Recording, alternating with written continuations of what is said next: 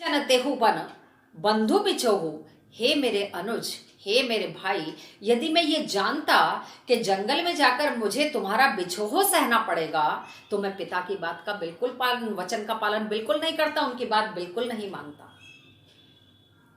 दूसरे छंद में, जथा पंख बिनु खग अति दीना, मन बिनु फनी करी बर कर ही ना,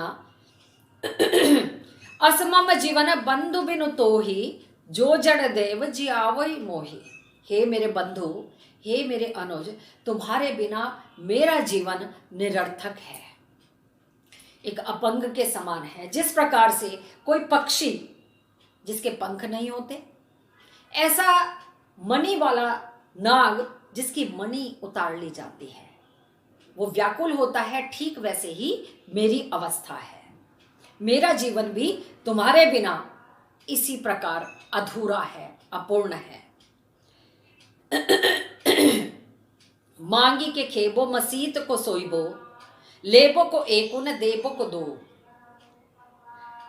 मांग कर खाता हूं, जो सवैया छंद में तुलसीदास जी ने लिखा है।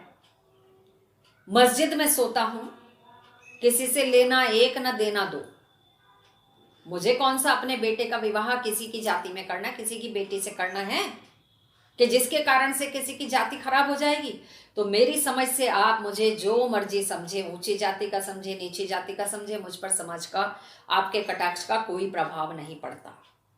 ऊंचे नीचे कर्म धर्म अधर्म करी, पेट को ही पचत बेचत बेटा बेटी।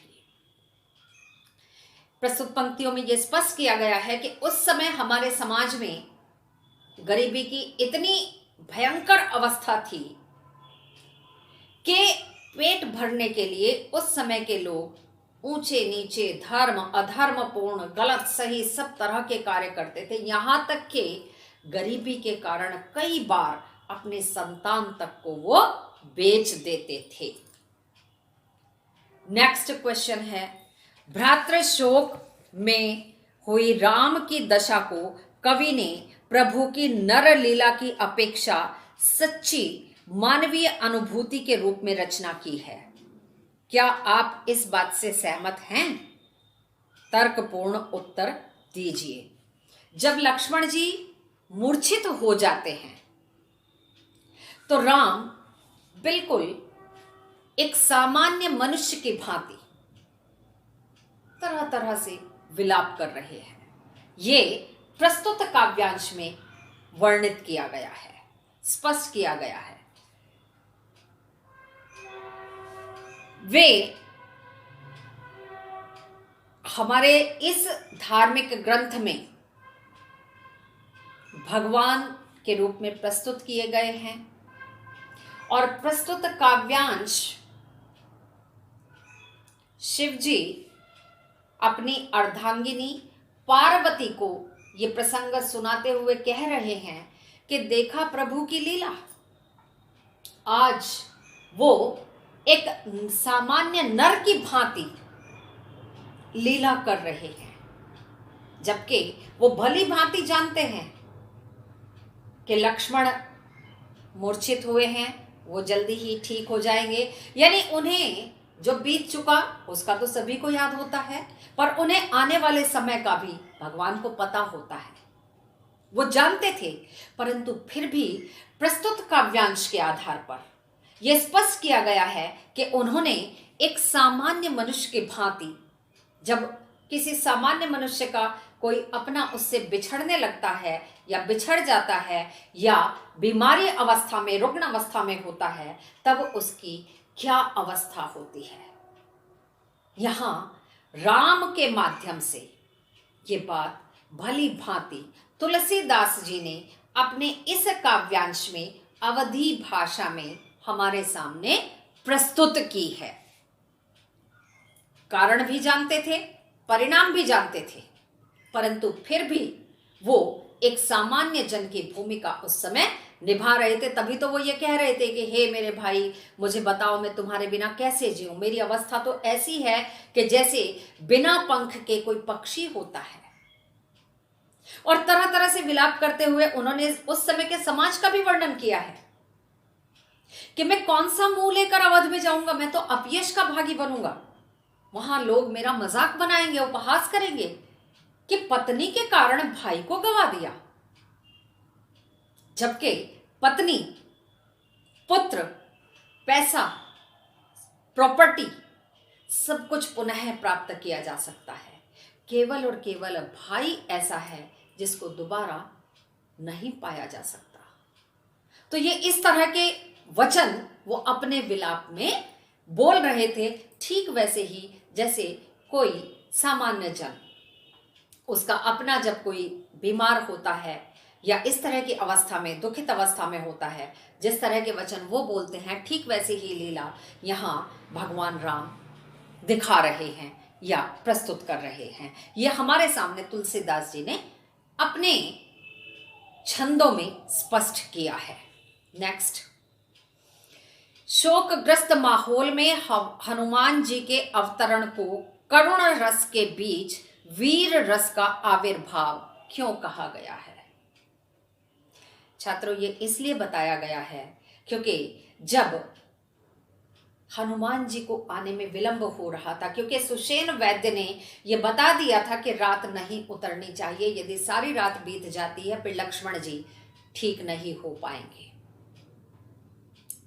भगवान श्री राम, उनकी अश्रुधारा बह रही थी, रो रहे थे कि तरह तरह से विलाप कर रहे थे, मुझे बताओ तुम्हारे बिना मैं कैसे जीऊं? तुम तो अपनी माता के अकेले पुत्र हो, मेरे हित के कारण तुमने माता पिता का त्याग करा, जंगल में आके तरह तरह के दुख सहे, तो मुझे बताओ कि तुम्हारे बिना जीने की मैं कैसे आदत डालूं?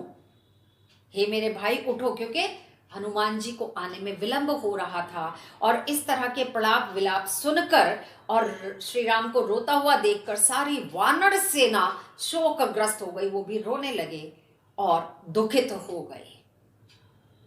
ठीक ऐसे ही करुण रस के वातावरण में, जहां सब तरफ करुण रस व्याप्त था, हनुमान जी अवतरित हो जाते हैं, उनका आविर्भाव होता है, वो आ जाते हैं। और जैसे ही वो आते हैं तो एक चेतना का संचार सब में हो जाता है, उत्साह से भर जाते हैं सब लोग कि अब हनुमान जी आ गए हैं, बोटी आ गई है, तो उपचार होगा और लक्ष्मण जी स्वस्थ हो जाएंगे और कल से पुनः युद्ध आरंभ होगा और अब हम लंका पर विजय प्राप्त करेंगे। यानी क्षण भर में ही उत्साह का संचार हुआ, सभी लोग जोश से भर गए। इसीलिए यहां यह स्पष्ट किया गया है कि करुण रस में वीर रस की उत्पत्ति या आविर्भाव हुआ। नेक्स्ट और लास्ट क्वेश्चन है, जहूं अवध कवन मोहुलाई, नारी हेतु प्रिय भाई गवाई, बरु अपजस सहतेउ जग माही, नारी हानि विशेष क्षति नाही। प्रस्तुत पंक्तियों में तुलसीदास जी का नारी अपमान करना उद्देश्य नहीं है, परंतु उस समय की जैसे गरीबी की अवस्था को स्पष्ट किया गया है, ठीक वैसे ही यहां उस समय के समाज में महिलाओं की कैसी स्थिति थी उसको इस छंद के माध्यम से स्पष्ट किया गया है। यदि तुम जल्दी से खड़े नहीं हुए, तुमने मेरे से बात नहीं की, श्री राम ने लक्ष्मण से कहा, तो मैं तुम्हारे बिना कौन सा मुंह लेकर अवध में जाऊंगा और अब यश का भागी बनूंगा, लोग के उपहास का पात्र बनूंगा कि नारी के कारण अपने भाई को गवा दिया। नारी का अपहरण, तुम्हारी पत्नी का अपहरण हो गया था तो हो गया था, उसके कारण से सब कुछ नष्ट कर दिया। इसके कारण से तो अपयश का और समाज में उपहास का पात्र बनूंगा, मैं कौन सा मुंह लेकर अवध में जाऊंगा।